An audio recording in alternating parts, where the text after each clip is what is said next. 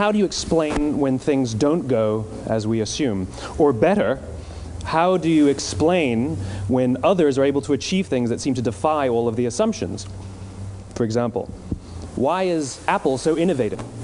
Year after year after year after year, they're more innovative than all their competition. And yet, they're just a computer company. They're just like everyone else. They have the same access to the same talent, the same agencies, the same consultants, the same media. Then why is it that they seem to have something different? Why is it that Martin Luther King led the civil rights movement? He wasn't the only man who suffered in a pre-civil rights America, and he certainly wasn't the only great orator of the day. Why him? And why is it that the Wright brothers were able to figure out controlled powered manned flight when there were certainly other teams who were better qualified, better funded, and they didn't achieve powered manned flight, and the Wright brothers beat them to it? There's something else at play here. About 3.5 years ago, I made a discovery, and this discovery profoundly changed my view on how I thought the world worked, and it even profoundly changed the way in which I operate in it. As it turns out, there's a pattern. As it turns out, all the great and inspiring leaders and organizations in the world, whether it's Apple or Martin Luther King or the Wright brothers, they all think, act, and communicate the exact same way, and it's the complete opposite to everyone else. All I did was codify it. And it's probably the world's simplest idea. I call it the golden circle.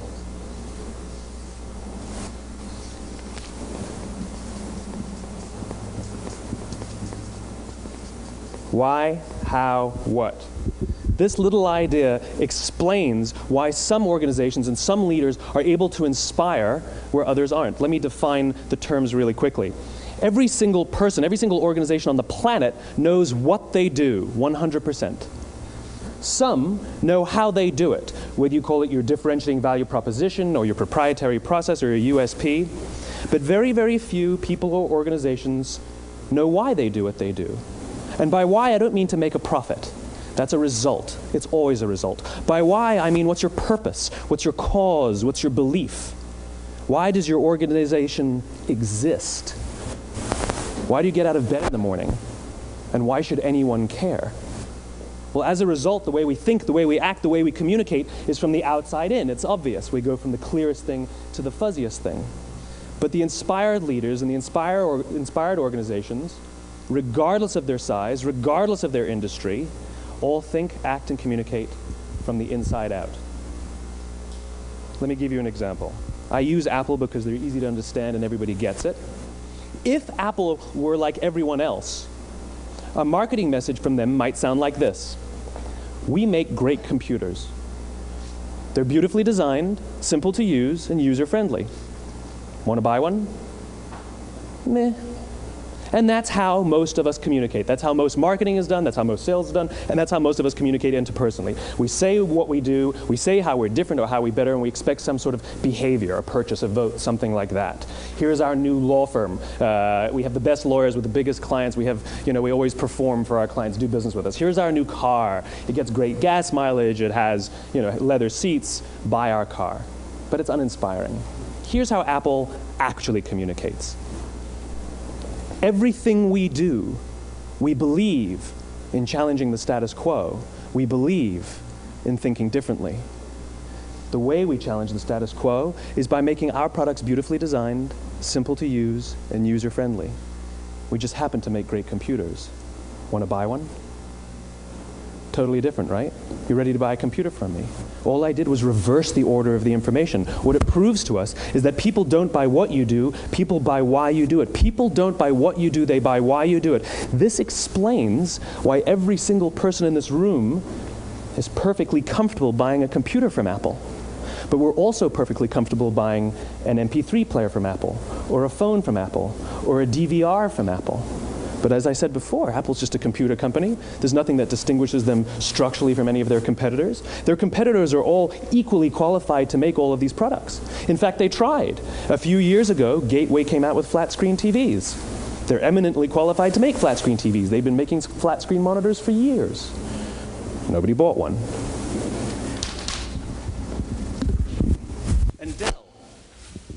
Dell came out with MP3 players and PDAs. And they make great quality products, and they can make perfectly well-designed products, and nobody bought one. In fact, talking about it now, we can't even imagine buying an MP3 player from Dell. Why would you buy an MP3 player from a computer company? But we do it every day. People don't buy what you do, they buy why you do it. The goal is not to do business with everybody who needs what you have. The goal is to do business with people who believe what you believe. Here's the best part. None of what I'm telling you is my opinion. It's all grounded in the tenets of biology, not psychology, biology.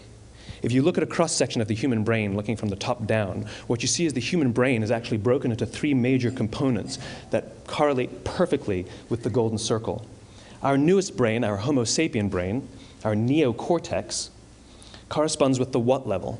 The neocortex is responsible for all of our rational and analytical thought and language.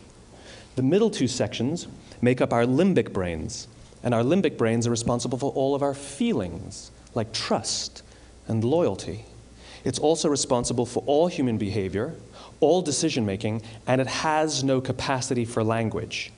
In other words, when we communicate from the outside in, yes, people can understand vast amounts of complicated information like features and benefits and facts and figures.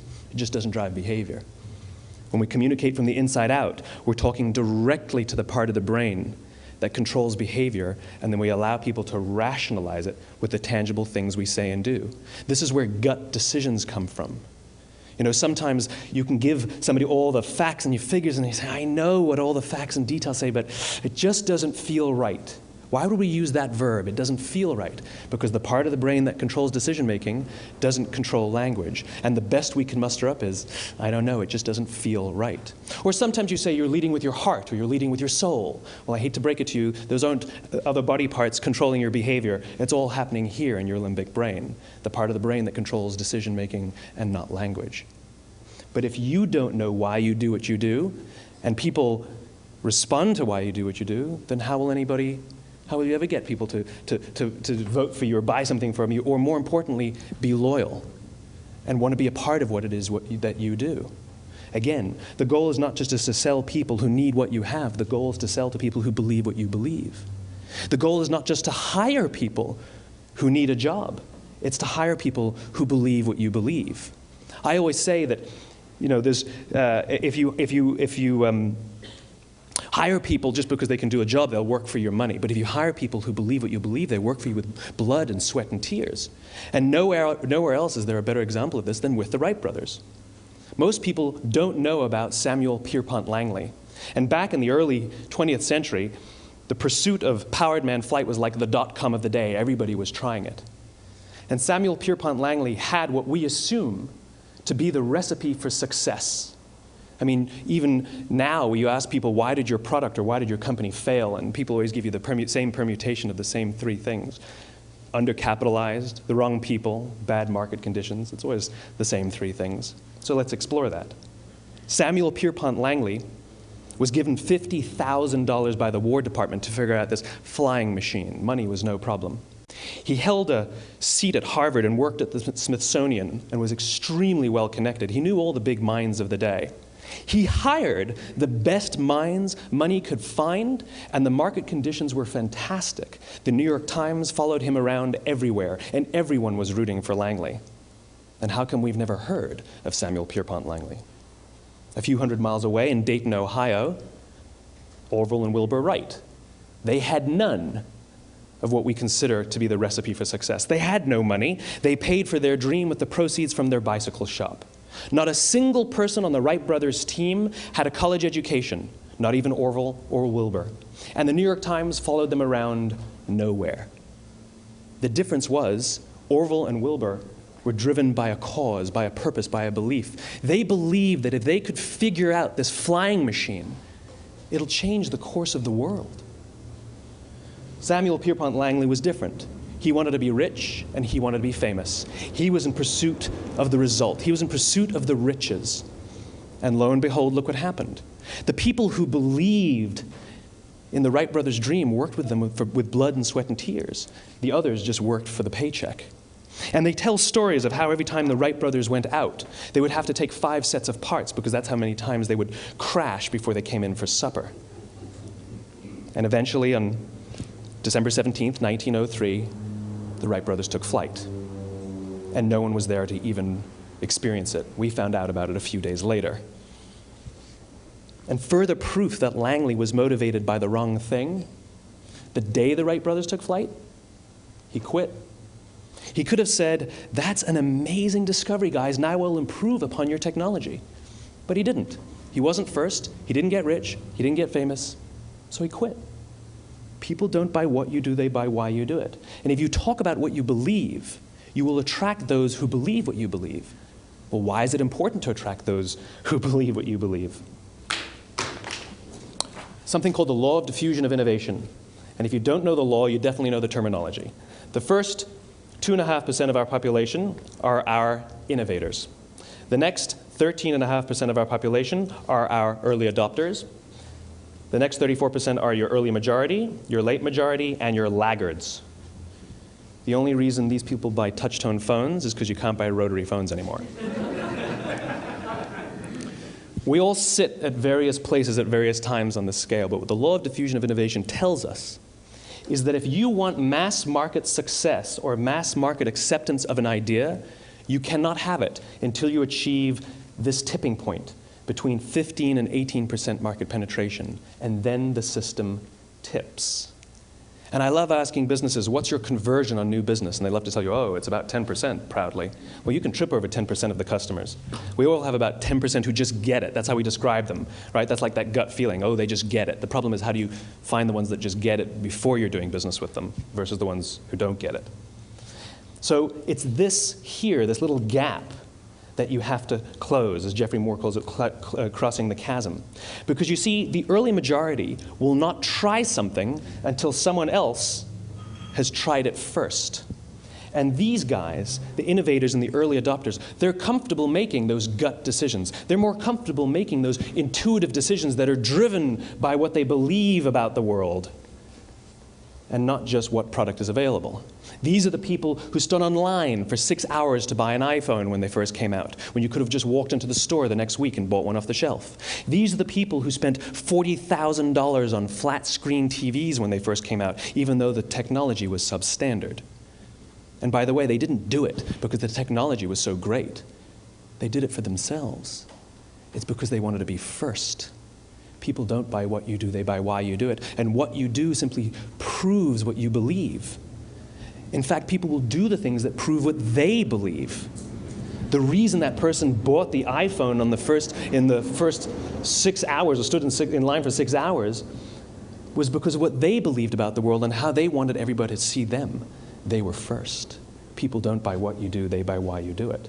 So let me give you a famous example, a famous failure and a famous success of the law of diffusion of innovation. First, the famous failure. It's a commercial example.